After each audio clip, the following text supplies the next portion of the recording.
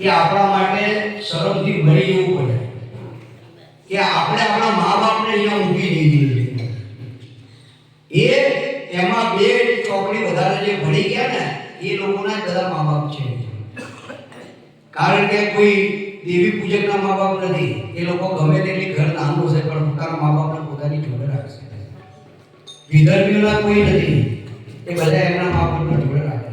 પણ આપણા જેવા મિડલ ક્લાસ વાળા છે ને એ જ આવી રીતે આપણા મા બાપની આવી દશા કરે.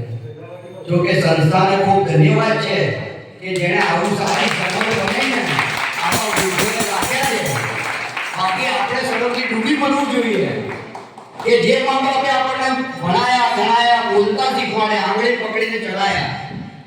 કારણ કે એ વખતે બાપા ગાતા હતા કે આજ ઉંગલી થામ કે તેરી તુझे मैं चलना सिखलाऊं कल हाथ पकड़ना मेरा जब मैं बूढ़ा हो जाऊं तू मिला तो मैंने पाया जीने का नया सहारा मेरा नाम करेगा रोशन जग में मेरा राज दुलारा मुझे सूरज को या चंदा तुझे दीप कहूँ या तारा मेरा नाम करेगा रोशन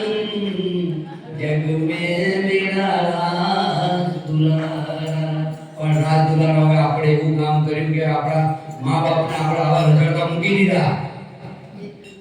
અમારા ગુરુ પરમ પૂજ્ય સંત શ્રી પુનિત મહારાજ ના ધંધુકા ગામમાં વૃદ્ધાશ્રમ ખોલવામાં આવ્યું અને એની નિમિત્ત જનક મહારાજ એમના દીકરાને આજે આપવામાં આવી.